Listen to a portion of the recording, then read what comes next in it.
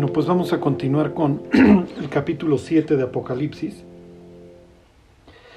Quiero recordarles que la literatura apocalíptica obviamente florece en épocas adversas.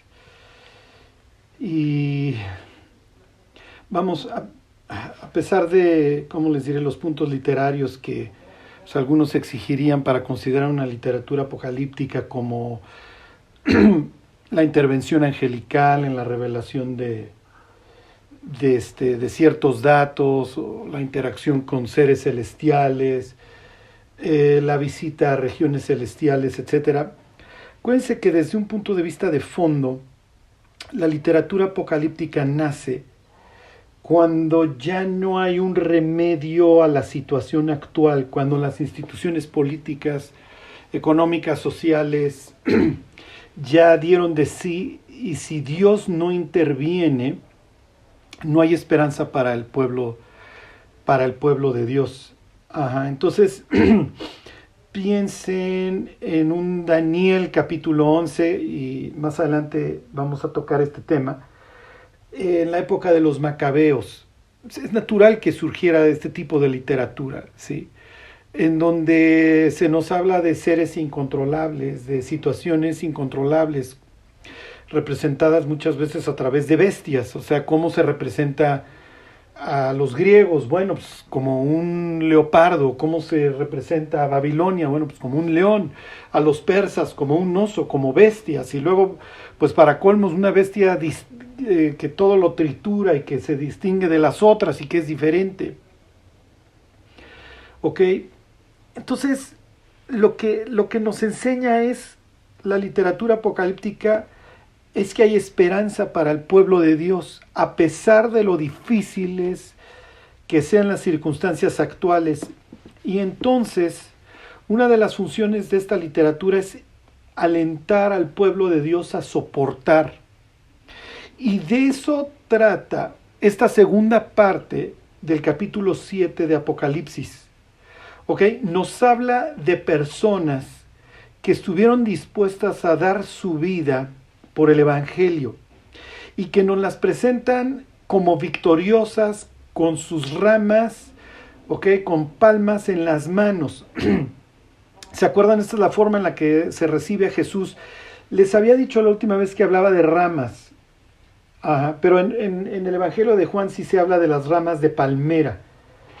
Entonces salen con este símbolo victorioso. En aquel entonces, en la época de Jesús, esperando que Jesús sea un celote, hay un libro que así se llama El Celote, porque muchos consideran a Jesús como un celote, es decir, una persona que va a intentar de alguna forma traer el reino de Dios a través de la espada, nada más lejos de la verdad.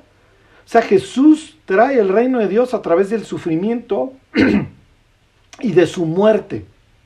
Lo mismo sucede en el capítulo 7 de Apocalipsis, en donde tenemos a personas que desde un punto de vista bíblico y desde un punto de vista apocalíptico salen vencedoras. ¿Por qué? Porque, como dice el propio Apocalipsis, decidieron aborrecer su vida hasta la muerte. El capítulo 7 nos está mostrando a mártires, a testigos que estuvieron dispuestos a dar su vida por Cristo, que experimentaron un rechazo por parte de la sociedad, rechazo que se tradujo inclusive hasta la muerte, literalmente. En el capítulo 6, ¿se acuerdan? Le dedicamos no sé cuántos estudios a estos que están debajo del altar. Y la pregunta de si estaba bien o estaba mal que estuvieran clamando por venganza. Cuando abrió el quinto sello, ¿se acuerdan? Vi bajo el altar las almas de los que habían sido muertos por causa de la palabra de Dios y por el testimonio que tenían, y clamaban a gran voz diciendo: ¿hasta cuándo, Señor, santo y verdadero? Etcétera, etcétera. ¿Se acuerdan? No juzgas y vengas nuestra sangre en los que moran en la tierra. Y en el capítulo 7 nos los volvemos a encontrar. Y entonces va a venir toda una descripción acerca de ellos, acerca de su vida, acerca de lo que hicieron. Y va a venir esta asociación, no solamente desde un punto de vista histórico, con los macabeos, ok, porque las personas, los judíos obviamente en Asia Menor que están recibiendo estas cartas, cuando leen el capítulo 6, cuando leen el capítulo 7, sobre todo el 7, es natural que a su mente venga mártires, ¿sí? Gentes que han dado su vida por seguir la palabra de Dios. Ok, y también la propia Biblia, en el capítulo 11, ahorita lo leemos, del libro de Daniel, va a hacer esta asociación.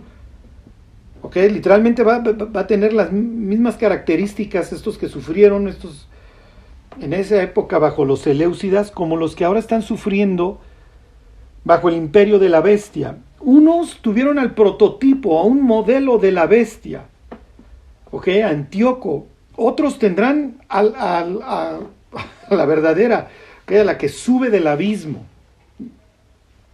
Ok, entonces realmente al prototipo de la maldad. Y cuando lleguemos al capítulo 9 y analicemos toda esta historia que está en la mente de Juan y de todos los receptores del Apocalipsis, esto es mucho peor de lo que pensamos o entendemos. Y ahí vamos a ver una palabra rimbombante, pero es muy importante, que cuando lleguemos al capítulo 9, que es etiología, la causa, la razón, por qué, el origen, ¿ok? ¿Por qué hay tanta maldad en el mundo? Y lo vamos a ver desde un punto de vista bíblico y lo que hubiera pensado un judío en la antigüedad. ¿Por qué es el mundo tan oscuro, tan sangriento, tan perverso? ¿Ok? Y las respuestas los van a sorprender. ¿Ok? Y va a ser un estudio bastante interesante en donde, dejen que lleguemos a ese capítulo, la ficción es ampliamente superada por la realidad. Pero bueno, en este caso, lo que les quiero transmitir es que estas personas están dando su vida, ¿ok? Por el Evangelio. Y obviamente a los creyentes, piensen en la iglesia de Esmirna y creyentes de los siguientes siglos y creyentes hoy alrededor del planeta, encuentran esto no como algo que se ve en lo distante, sino como su realidad. ¿Ok? Entonces, cuando ven a personas delante del trono de Dios sirviéndole de día y de noche, con palmas como victoriosos en las manos, no están viendo tanto el reflejo de unos mártires en el futuro, muchos lo están viendo como su situación actual. Sí, claro, hoy, no comamos ansias porque pues al rato, quién sabe cómo nos vaya el día de mañana. Pero los últimos 30, 40 años aquí en Occidente, en América del Norte, en Europa, ¿ok? América Latina, hay comunidades, obviamente, piensen en el sur de México, en muchas comunidades rurales, en donde si no cooperas para la fiesta del santo patrono del pueblo, te puede ir muy mal. Sí. Pero vamos a pensar en general América Latina, América del Norte, Europa, pues nos la hemos llevado pues bastante relajado, y ver este capítulo 7 de Apocalipsis pues lo vemos como algo distante. Pero hay países en el Medio Oriente, en Asia, en África, zonas rurales en América Latina, y próximamente pues puede empezar a suceder en todo el primer mundo, en donde la persecución y esto se puede convertir, este capítulo 7, en versículos que memorizáramos con la esperanza, ¿sí? Para llenarnos de esperanza de un futuro mejor, y en donde realmente veamos al pastor, a Cristo como pastor, que como dice el Salmo, nos guiará más allá de la muerte. Ok, finalmente los últimos meses nos han servido para exprimir muchas áreas de nuestra vida, y que este amor por el mundo se nos fuera acabando, y que muchas cosas que dábamos por sentadas, bueno, pues viéramos que este mundo cualquier día se va a la basura, y al final de cuentas El mundo en el que vivimos no tiene otro destino que el fuego.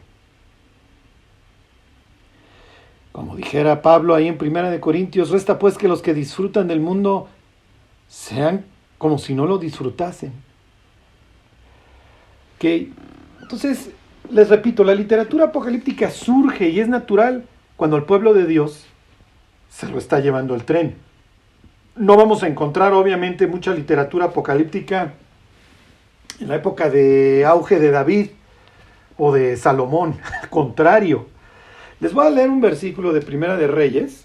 Está hablando de la época en que Salomón reina y que todavía se estaba portando bien. Es Primera de Reyes 4:25. Este versículo me encanta porque está presentando una especie de cenit, ¿ok? De alcanzar la plenitud a la que Dios había aspirado desde los años de la conquista de la tierra prometida. Dice, y Judá e Israel vivían seguros. Okay, ahí están los dos, todavía no se ha dividido. O sea, Salomón todavía no ha acabado de destruir al reino. Okay. Empezó David. Es increíble cómo alguien puede construir tanto para posteriormente destruirlo. Okay, para luego sacar un martillo y solito destruirlo. El Génesis, las raíces de la destrucción de Israel realmente empezó esa tarde que David se quedó en Jerusalén. ¿Ok? Y luego, pues olvídense, ya todo lo que Deuteronomio 17 aplicaba para el gobierno de un rey, bueno, Salomón le fue poniendo tache y fue destruyendo cada una de esas disposiciones. No vas a tener muchas mujeres, no vas a acumular oro, no vas a andar traficando con caballos egipcios. Y bueno, pues parece que Salomón se esforzó por ir violando cada una de las disposiciones que su, hasta entre comillas, constitución le establecía al monarca. Pero bueno, en esta época, fíjense, dice, y Judá e Israel vivían seguros, cada uno debajo de su parra y debajo de su higuera. Desde Dan, o sea, desde el noreste hasta Beersheba, todos los días de Salomón. O sea, no hay literatura de apocalíptica en donde me está llevando el tren y estoy siendo gobernado por algo que solamente puede ser descrito como una bestia que va cada vez devorando más y ganando más terreno. Eso es literatura del milenio. Les voy a leer Miqueas 4:4, y se sentará cada uno debajo de su vid y debajo de su higuera y no habrá quien los amedrente. Entonces, la época de Salomón no va a dar luz a literatura apocalíptica, no les interesa que nos está llevando el tren y que estamos siendo masacrados. No, vivimos seguros y nos está yendo bien. Y la plata, olvídense de la plata, o sea, son como piedras, ¿ok? Es como piedra la plata. Y Salomón, bueno, tiene todas estas riquezas y vienen de todo el mundo a vernos. Olvídense de algo así como, y no puedes comprar ni vender si no tienes esto. ¿Ok? Y 2 libras de trigo por 1 denario y 6 libras de cebada por 1 denario. No. ¿Ok? Pero ahora no. Entonces, les termino la introducción. Hacia allá vamos. Vamos hacia Apocalipsis 7. A que de plano Dios tiene que sellar a sus primicias judías, de estas 12,000 de cada una de las tribus, porque si no los masacran. Y los tiene que guardar de quien sube del abismo. Y por el otro lado, dijera esta expresión Juan, he aquí, o sea, observen, miren, he aquí una multitud, la cual de plano nadie podía contar. De todas naciones, tribus, pueblos y lenguas. Qué padre que hay convertidos de todos lados. Sí, pero todos han sido masacrados. Hay, literalmente, en la época de Apocalipsis 7, una masacre sobre la tierra. Los cristianos están siendo matados como moscas. Y no crean que se van a estar toda una gran policía para que los maten. No, los vecinos, los padres, los hijos, se van a entregar unos a otros. Vas a tener una humanidad total y perfectamente dividida.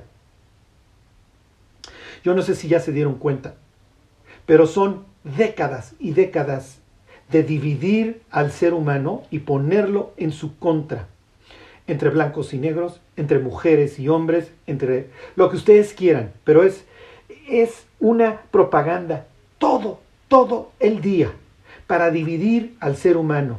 Oye, Carlos, entonces, pero es que estas situaciones que están surgiendo, ¿Dios no hace acepción de personas?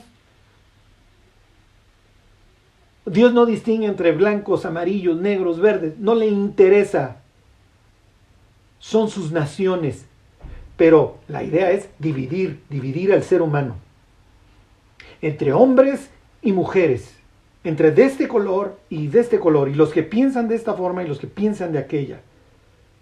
Jamás fue la idea de Dios tener un mundo total y perfectamente, como dice el libro de Tito, la carta de Tito, aborrecibles y aborreciéndonos unos a otros. Y el diablo, que nunca aparece y que tira la piedra y esconde la mano, se ha dedicado a dividir a la humanidad. Y si alguien tenía esta capacidad de amalgamar y de botar diferencias y unir a las personas en un solo propósito, que era honrar a Dios, era Cristo. En donde tienes de discípulo a un celote, y en la misma mesa del discipulado tienes a un publicano. O sea, no se podían odiar más. O sea, yo no me imagino a Mateo preguntando a todos los discipulados en dónde estaba Simón el celote, porque y sentándose pegado a la pared, porque se descuidaba tantito y ya lo andaban matando. Lo que el ser humano todavía no entiende es el engaño en el que ha caído, en donde denuncio al vecino por A, B, C, por lo que ustedes quieran, lo están usando, y que por lo único que vale la pena vivir es por Cristo. Y esa es la única manera en la que realmente podemos encontrar a personas de todas naciones, tribus, pueblos y lenguas de un mismo corazón en honrar a Dios. Es lo que vamos a ver. Todos traen la misma canción. Todos dicen, la salvación es de Jehová. Ok, espero que les suene a otro versículo de la Biblia en donde se dicen las mismas palabras. Dice Jonás, pagaré lo que prometí, la salvación es de Jehová. Ok, entonces después de hacerles toda esta introducción, vamos a entrar ya a lo que va a explicar el capítulo 7. Bueno, y me va a faltar algo. Todavía no se los había dicho. En el capítulo 6 terminamos con el cielo enrollado como un pergamino. Las estrellas se cayeron. La luna y el sol ya retrajeron su resplandor. ¿Ok? Y todo monte y toda isla se removió de su lugar. Ok, ya pasó el final. Ya. Y entonces de repente la Biblia abre otra vez capítulo 7 y luego en el 8 nos vuelve a hablar de juicios y granizo, fuego, se quema la hierba, los árboles, las aguas se vuelven amargas. ¿Qué está pasando? ¿No había acabado ya la película en el capítulo 6? Miren, otro tip para la literatura apocalíptica, ya les dije, uno surge cuando ya no hay esperanza. ¿Ok? Cuando las condiciones obviamente son malas. Otro, el Apocalipsis nos muestra la misma película, pero de diversos ángulos. Y va abriendo paréntesis para contarnos cosas. En el quinto sello ya nos había hablado de los mártires, ahorita nos va a ampliar. Y luego vuelve a empezar. Cuando se abra el séptimo sello, todavía no llegamos ahí, se va a hacer silencio. Y eso se los voy a explicar con lujo de detalle. Ahí acaba la película, ya, se acabó. ¿Ok? Hagan de cuenta que se acabó todo lo que narra el capítulo 19 de cuando Cristo regresa. Ya lo veremos. ¿Ok? Pero luego nos vuelve a contar la película desde otro ángulo. En mis años de incredulidad, uno de mis pasatiempos favoritos, y me imagino el de muchos, era pasar el fin de semana, primero con los videocassettes, luego con los DVDs. Ya no llegué a Netflix, qué bueno. Digo, llegué, pero no para atascarme de películas. Pero en mi vida de incredulidad, pues hay que huir del mundo, y las películas son una gran forma de huir de nuestra realidad. Además vemos el drama de alguien más, entonces no nos tenemos que estar fletando el propio tantas horas. ¿Ok? Nos permite ver el drama de alguien más. ¿Por qué creen que las telenovelas son tan padres, aunque todas tratan de lo mismo? Bueno, porque nos toca fletarnos el drama de alguien más y el pesar de alguien más, y a veces pues wow, nos gozamos con el éxito de alguien más y nos hace escaparnos de nuestra propia realidad. Y me imagino que a algunos de ustedes les gustaban estas películas, que bueno, hoy veo uno de estos productores y digo, bueno, o sea, lo que nos estábamos metiendo y la indoctrinada que nos estaban metiendo, por eso teníamos la cosmovisión que teníamos. Pero un tipo de películas buenísimas eran aquellas en las que empiezas tal vez a la mitad de la historia y entonces tantos años atrás, y entonces es la forma en que el productor te va tejiendo poco a poco la historia para que te vaya haciendo sentido y luego te da el desenlace. O había veces que casi empezabas en el desenlace y luego se iba para atrás. Y luego, bueno, pues en lo que eran las películas, pues vinieron las precuelas. ¿Ok? Y entonces te mantiene picado. Había veces que llegabas en la mitad de la historia, luego se iba para atrás y luego te empalmabas a donde habías llegado y seguía hasta el desenlace. ¿Ok? El mejor contador de historias es Dios. Pero el diablo no canta en ese sentido malas rancheras y también se dedica a contar historias que no se envuelven. ¿Ok? Piensen con que Dios os ha dicho, no comáis de ningún árbol del huerto. Y entonces le presenta toda una historia. Mira, Dios no quiere que tú seas parte, hijo, no quiere que seas como Él. Y entonces te genero toda una historia para que esto se te presente atractivo. ¿Ok? Y todo lo que tú puedes lograr. Dios lo sabe. Por eso es que tenemos hoy un libro que consideramos inspirado por Dios, que está lleno de historias. Porque las historias nos permiten meternos en las circunstancias y en la vida de los personajes para que nos transmitan algo. El Apocalipsis no iba a ser la excepción de una buena historia. Y nos va contando la historia varias veces y nos la repite a través, desde diversos ángulos. Realmente lo que estamos viendo ahorita es una ampliación del quinto sello. ¿Quiénes son esos que están debajo del altar? Bueno, pues nos los van a presentar. Va a intervenir un ser celestial, uno de los ancianos, así como intervinieron los 4 seres vivientes cuando, o uno de los 4 seres vivientes cuando se van abriendo los sellos. Aquí también interviene uno de los ancianos y mira quiénes son estos y dónde han salido y bla, bla, bla. ¿Ok? Entonces, este capítulo 7 es un paréntesis dentro de toda esta historia. ¿Por qué nos tiene que ampliar la información Dios acerca de los mártires de la tribulación? Por varias razones. Número 1, porque a todas las generaciones previas a la gran tribulación las está alentando. Mira, estos van a dar su vida, estos van a dar su vida y van a dar su vida. ¿Ok? Y número 2, los mártires durante la tribulación van a estar conscientes. Esto es lo que me tocó vivir y ni modo.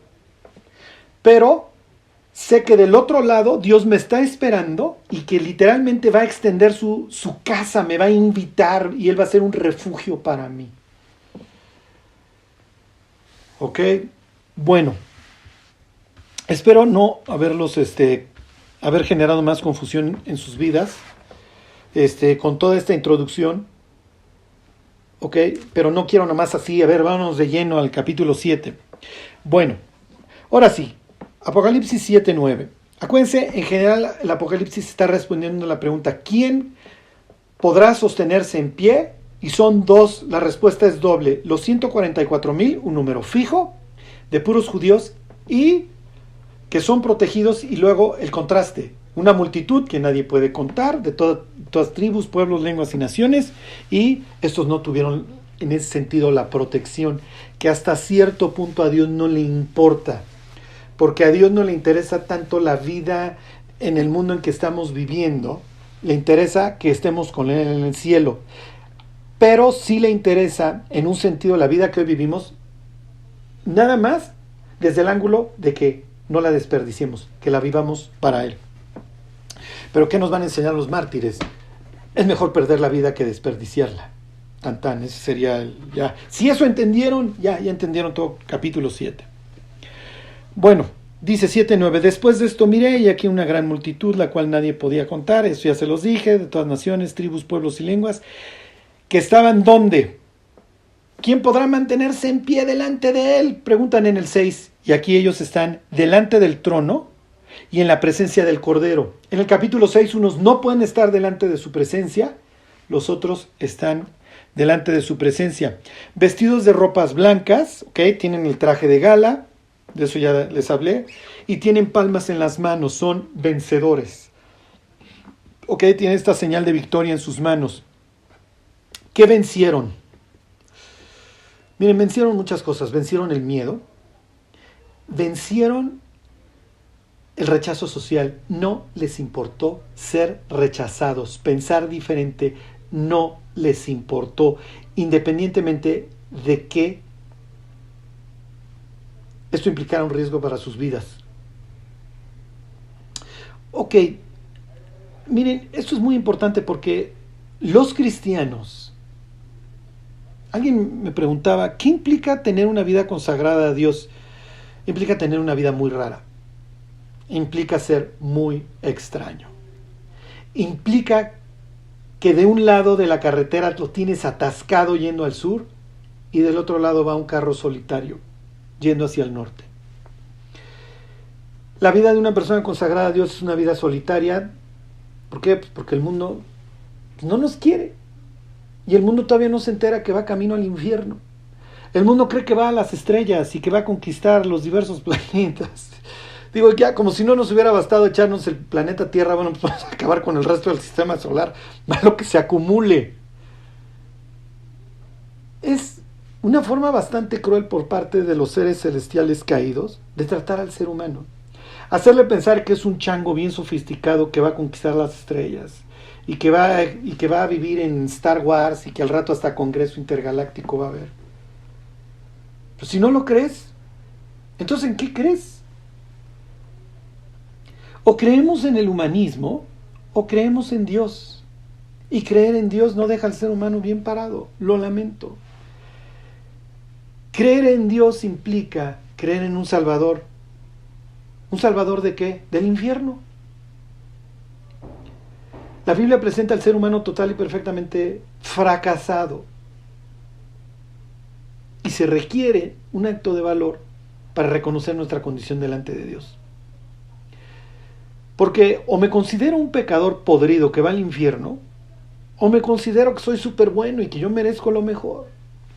No crean que hay muchas alternativas. Claro, el diablo lo presenta como, mira, pues hay como 400 o las miles de religiones. Pero al final de cuentas, acuérdense, es cuestión de dirección. En las religiones el ser humano se santifica, la apoteosis, se vuelve divino, él consigue su salvación a través de sus buenas obras. Desde un punto de vista bíblico, el único destino plausible, normal y de sentido común para el ser humano es el infierno, es descendente. Y el héroe de la película es Dios que lo salva. Tan tan. En uno el ser humano es el héroe, en el otro el héroe es Dios. ¿Qué es lo que dice Apocalipsis 7:10? Que sale de la voz de los mártires. Y clamaban a gran voz diciendo, la salvación pertenece a nuestro Dios.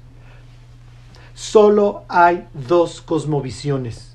O el ser humano se salva con o sin ayuda de parte de Dios, como ustedes quieran. Yo hice mi 1%, pero yo hice mi... O la salvación pertenece única y exclusivamente en su totalidad a Dios. Estos traen la cantaleta de que la salvación pertenece nada más a nuestro Dios. Será natural que los fueran a matar. Con el pretexto que ustedes gusten y manden, era natural que los iban a matar. Porque le mandan un mensaje de fracaso al ser humano, que sí lo está. Pero además es increíble que el ser humano pueda estar viendo lo que ve y pensar que todo está bien. el ser humano tiene una capacidad de autoengaño ilimitada. Ilimitada. O sea, le puedes poner un espejo enfrente y va a ver una maravilla. O sea, es lo inverso a la persona que tiene anorexia. ¿Sí? La persona que tiene anorexia ve algo totalmente distinto. ¿Sí? Es que estoy súper gorda, piensa la muchacha con anorexia, es que veme, aunque se esté muriendo. Desde un punto de vista espiritual, es al revés. ¿Sí? O sea, lo que ve es una perfección en el reflejo que dista mucho de ser la realidad. Como rebaños, ¿se acuerdan que son conducidos al matadero? La muerte los pastoreará. O sea, el diablo es un experto en conducir a la humanidad al infierno. Ok, se los vuelvo a leer. Y clamaban a gran voz diciendo: la salvación pertenece a nuestro Dios que está sentado en el trono y al Cordero. Es una cuestión, y esta palabra se va a repetir y se va a repetir. Se va a hablar también del trono de la bestia. Es cuestión de qué trono queremos servir, pero de que vamos a servir frente a uno, vamos a servir. O frente al trono de la bestia o frente al trono de Dios. El trono de la bestia acaba siendo arrojado en un lago de fuego. El trono de Dios reina para siempre. Ok, y entonces se nos vuelve a presentar, piensen lo que estudiamos en capítulos 4 y 5 de Apocalipsis, se nos vuelve a presentar la reunión, el consejo divino. Okay, se nos vuelve a hablar de los ancianos, de los 4 seres vivientes y de los ángeles.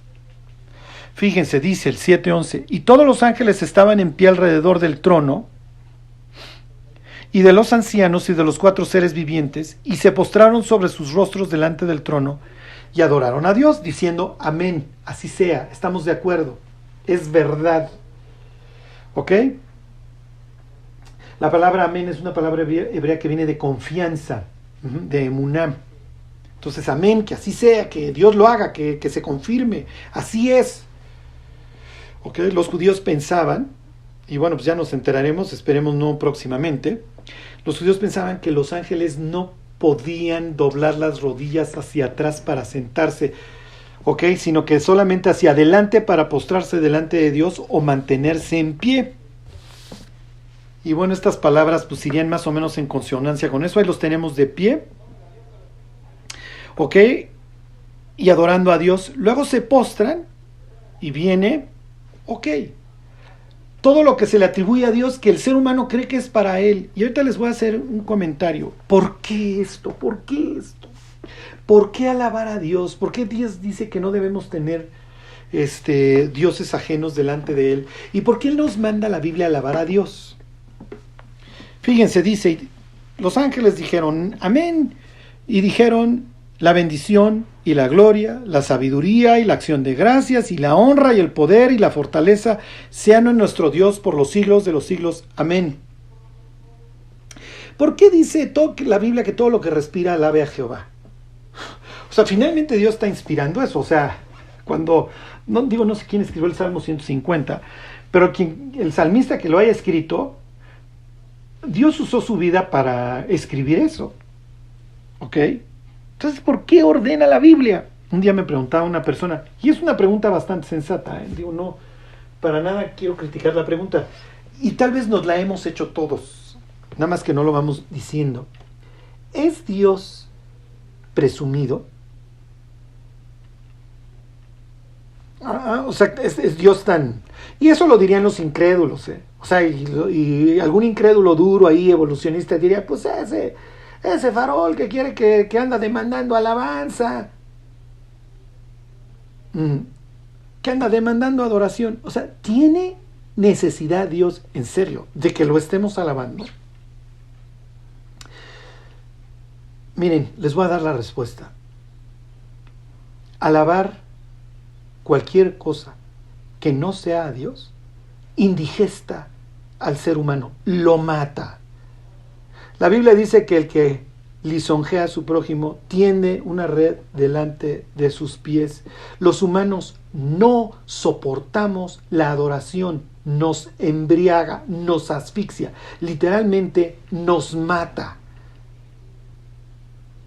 Entonces, dedicarle adoración a una persona, en realidad lo que estamos haciendo es matarla. Cuando una persona se dedica a barbear a otra, lo que está haciendo es, lo está dañando, mucho más cuando la otra persona le soporta, le tolera, o olvídense ustedes, le festeja la adoración, lo va a matar. Y literalmente va a poder hacer con él lo que quiera. Entonces, lo que está diciendo los ángeles es lo más sensato. ¿Ok? Dios no tiene problemas de personalidad, no tiene conflictos de personalidad, no se le va a subir. Digo, nos queda claro en la vida de Cristo, ¿sí? El cual, siendo en forma de Dios, no estimó el ser igual a Dios. Digo, yo no sé cómo interpretan los testigos de Jehová todos estos versículos, ¿ok? O todos los que niegan la divinidad de Cristo, pero bueno. Pues nos queda claro que Dios no tiene esta, ¿sí? Dice, no estimó el ser igual a Dios como cosa que aferrarse, sino que se despojó a sí mismo, tomando forma de siervo, hecho semejante a los hombres, y estando en la condición de hombre, se humilló a sí mismo hasta la muerte, y aclara Pablo, y muerte de cruz. ¿Sí? O sea, nos queda claro. Por eso cuando Dios dice, no vas a tener dioses ajenos delante de mí, no es que Dios sea presumido, nos está haciendo un favor. Si tú te dedicas a adorar las drogas, a tus amigos, el sexo, la pornografía, la fiesta, tu trabajo, tu dinero, tus posesiones antes que a Dios, te estás envenenando y te vas a empachar, te vas a morir. Piensen en la parábola del sembrador. Los afanes, los anhelos, la persecución, la tribulación. Es que Dios, ¿qué van a decir de mí? Bueno, pues entonces tú sigues adorando la opinión que otras personas tienen de ti y vas a acabar en el infierno. Cuando Dios nos ordena que lo adoremos a Él y que reconozcamos que la bendición, la gloria, la salvación, la acción de gracias,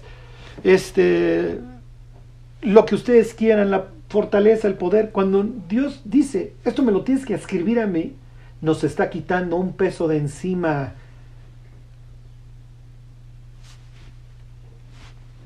Está evitando que se nos destroce la columna vertebral intentando mantener una imagen frente a la humanidad. Ya, olvídense, la opinión que nos debe de importar es la de Dios. Y como les decía yo la otra vez, estos en el experimento de las rayitas, estos no tronaban. ¿Verdad que todas las rayas están iguales? No, maestro. ¿Verdad que están iguales todas? No, esta está más corta. Y estos no se quiebran. ¿Ok? Estos mártires no se quebraron. Antes estuvieron dispuestos a aceptar la muerte que adorar a la bestia. Y les voy a decir otra cosa. Dice Jesús ahí en Mateo 24 que el evangelio será predicado a todas las naciones.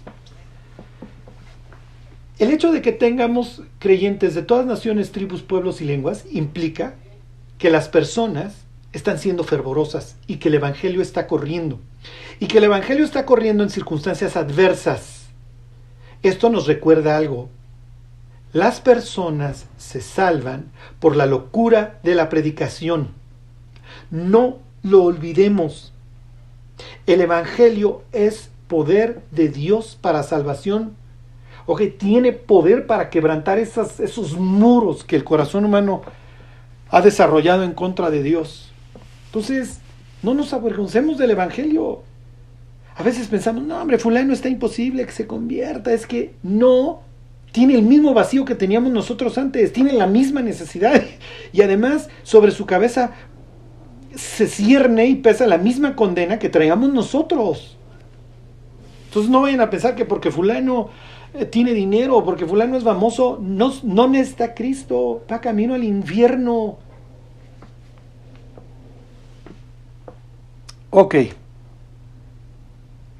Y entonces, después del versículo 12, viene esta interacción, ok, típica de la literatura apocalíptica en donde se le da informes, ok, se le informa. Piensen en Daniel, que viene un ángel y le dice, mira Daniel, tú eres muy amado y desde que oraste, bueno, pues me despacharon, nada más que el príncipe de Persia se me puso al tiro y no pude pasar, hasta que bueno, tuvo que venir Miguel, pero ya vine a darte la información y, ok, y se lanza ahí, entonces ya le hace toda la descripción. Y no sé, eso le estoy hablando capítulo 10, fíjense capítulo 9. Mira, Daniel, 70 semanas están determinadas sobre tu pueblo, etcétera, etcétera. Aquí vamos a tener otra vez la interacción con una persona que participa del consejo divino. Ok, entonces dice 7:13.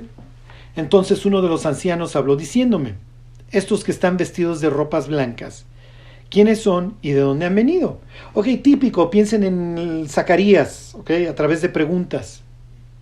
Y entonces va a venir la respuesta típica, Señor, tú lo sabes. Ok, viene la respuesta de Juan, Señor, tú lo sabes, y él me dijo, estos son los que han salido de la gran tribulación y han lavado sus ropas y las han emblanquecido en la sangre del Cordero. Ok, bueno, muchas ideas. Ok, esta idea de que las emblanquecieron en la sangre del Cordero y que lavaron sus ropas es bastante fuerte, ok, y tiene, ahorita lo vemos. Vamos a empezar por el principio. Estos son los que han salido de la gran tribulación. Bueno, ¿de dónde sale este término o esta idea de la gran tribulación? La idea sale, en primer lugar, de Daniel, del capítulo 12. ¿Ok? Es el último capítulo, Daniel 12:1. En aquel tiempo se levantará Miguel, el gran príncipe que está de parte de los hijos de tu pueblo. Esto ya lo veremos con calma en el capítulo 12. Y será tiempo de angustia cual nunca fue desde que hubo gente hasta entonces. Pero en aquel tiempo será libertado tu pueblo y todos los que se hayan escritos en el libro. ¿Ok? Entonces de aquí obtenemos esta idea de una época sin precedentes. Ahora, esto es horrible porque, oye, pues, estás hablando de algo que supera el diluvio. Estás hablando de algo que en la mente de Daniel, y los que no han escuchado la serie de Lamentaciones, léanlo, échensela, perdón, ahí en el canal. Estás hablando de algo peor de lo que nos sucedió con Babilonia. O sea, en la mente de Daniel me estás hablando de algo brutal. Sí, sí. En aquel tiempo, literalmente vas a tener batallas angélicas. Miguel, así como se levantó para que obtuvieras el mensaje en el capítulo 10, Daniel, se va a tener que levantar para proteger a los de tu pueblo, porque si no, habría una masacre total. ¿Ok? Y va a haber un tiempo de angustia, ¿ok?, que nunca antes ha existido. Fíjense, me brinco al versículo 4. Pero tú, Daniel, cierra las palabras y sella el libro hasta el tiempo del fin. Muchos correrán de aquí para allá y la ciencia se incrementará. O sea, piensen en todos los que están escuchando esto en todos los países del mundo. Yo estoy hablando, como me explico, frente a un objeto cuadrado que cabe en la palma de mi mano. Y es muy probable que ustedes lo estén escuchando a través de algo así. En quién sabe qué parte del planeta. Pueden estar a 10,000 kilómetros de donde estoy yo. Más los sueños del posthumanismo, y el hombre yendo de aquí para allá. Y los que han tenido la oportunidad de estar en aeropuertos que son, ¿cómo les diré? Como lugares, como hub, como le llaman, como piensen, no sé, creo Atlanta o algún aeropuerto en alguna ciudad grande de Estados Unidos, piensen Frankfurt, en Madrid, en donde ves literalmente personas de todas naciones, tribus, pueblos y lenguas. Ahí lo tienen ya. Ya llegamos. Es cuestión de tiempo, Y como les he dicho, el diablo ya está del otro lado del telón con la batuta en la mano y su orquesta lista para tocar. ¿Ok? Fíjense, le dice, pero tú, Daniel, cierra las palabras y sella el libro hasta el tiempo del fin. En la época de Apocalipsis, a Juan le dicen lo contrario. Te doy el libro y no lo selles. Es más, necesito que vuelvas a profetizar sobre muchas tribus, pueblos, lenguas y naciones. Ok, entonces, es la época. Pregunta uno de los ancianos, le dice a Juan, estos que están aquí vestidos de ropas blancas y con sus palmas, ¿quiénes son? No sé. Estos son los que están saliendo de la gran tribulación. Y entonces en la mente de Juan es Daniel capítulo 12, un pasaje que obviamente conoce a la perfección, y a la mente de Juan viene la tarde previa a la muerte de Cristo, cuando se sentaron en el monte de los olivos, y Jesús les dijo literalmente lo siguiente, Mateo 24:21, porque habrá entonces gran tribulación, cual no la ha habido desde el principio del mundo hasta ahora, ni la habrá. Y dice Jesús, y si aquellos días no fuesen acortados, nadie salvaría el pellejo, todos morirían. Entonces, estos mártires están saliendo, por así decirlo, están llegando al trono de Dios, están, por así decirlo, están siendo librados. Esa sería la expresión cuando ellos dicen que la salvación es de Jehová. Piénselo en un sentido amplio, no solamente Dios me salvó del infierno, sino que ya salí de la peor aflicción de la humanidad. Es como pensar, ya acabé mi examen, ya pasé, ya descanso. Y es lo que más adelante va a decir Juan. Pues sí, bienaventurados de aquí en adelante, los muertos en el Señor. Sí, pues ya la libraron, ya descansarán de sus obras. Cada vez que leo esta idea de que salieron de la gran tribulación, pienso en la vida mía y de todos los que me están escuchando. Hoy nos aferramos a la vida, tenemos muchas cosas por qué vivir. El día que estemos en el cielo, ya acabamos, ya se acabó el examen. Ya pasaste, ya, nunca te vas a preocupar, nunca vas a tener una aflicción, ya pasaste, ya descansa, ya pasaste el examen. Un día me invitaron a dar una plática en una escuela cristiana y les decía, miren, van a tener muchos exámenes en su vida, aquí en la escuela, en la secundaria, la prepa, la universidad, cuando chambeen. Pero el examen único que no pueden tronar es que van a hacer con Cristo. Si tú respondes a la pregunta como respondió Pedro, tú eres el Mesías, el Hijo del Dios viviente, y te aferras a Él, si habita, dijera Pablo en Efesios, si habita por fe en tu corazón, el examen más importante de tu vida, ya lo pasaste, ya te vas a ir al cielo. Y a partir de ahí, a trabajarle los talentos que te haya dado, a llegar a rendirle cuentas, y después de eso, por eso Jesús, claro, Jesús entiende lo que vivimos, y Él fue tentado, al igual que nosotros, dice la carta a los Hebreos, en todos sentidos. Claro, Él sin pecado. Por eso Jesús le dice a los discípulos, no temáis manada pequeña, que a vuestro Padre os ha placido daros el reino. O sea, como diciendo, muchachos, ustedes no saben la lotería que se sacaron. Y sí, entiendo que vean su vida como, oh Dios, ¿qué va a suceder? Pero desde un punto de vista eterno, ya, van a tener el reino en sus manos. Ahora, por el otro lado, nuestra vida es extremadamente valiosa. La historia se está escribiendo hoy.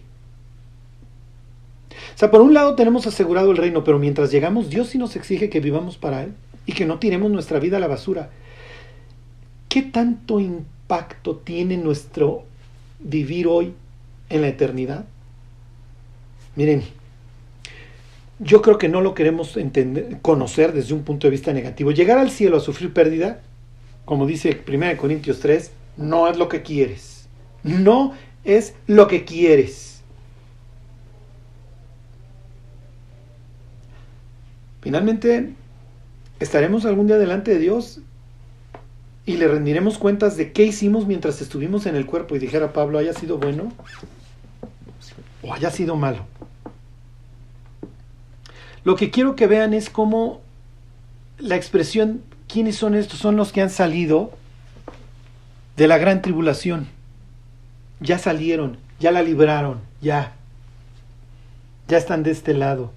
Y lo único que les queda es lo que va a mencionar Juan más adelante. Les sirven de día y de noche, el Cordero los va a guiar a manantiales de aguas de vida, no van a sufrir calor, el sol no va a caer más sobre ellos, etcétera, etcétera, que ya lo veremos, todo lo que esto implica. ¿Okay? Porque Juan está tomando muchísimas cosas de muchas partes de la Biblia en la descripción que sigue. Lo más importante que quiero que se lleven hoy es que Dios ya los presenta como que pasaron el examen, ya salieron de ahí, ya la libraron. Esta expresión de que clamaban a gran voz diciendo la salvación pertenece a nuestro Dios que está sentado en el trono y al Cordero, es la misma expresión de Jonás.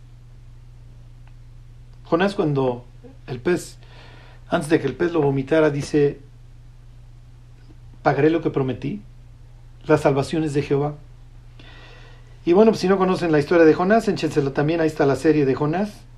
Y Jonás va a ser un profeta que sea efectivo en su ministerio, un profeta enviado, por así decirlo, a las naciones, pero que no va a disfrutar nada en la eternidad de lo que hizo. Estos sí.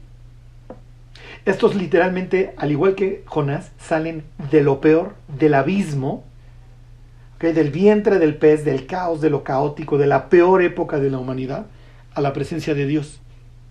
Pero a diferencia de Jonás, cuya enramada se seca, estos tienen sus palmas en las manos, diciendo: la salvación es de nuestro Dios, y le vamos a servir de día y de noche, y son presentados, como dijera Pablo, como más que vencedores, por medio de aquel que los amó. Que Dios nos conceda serle fieles hasta el último día que respiremos.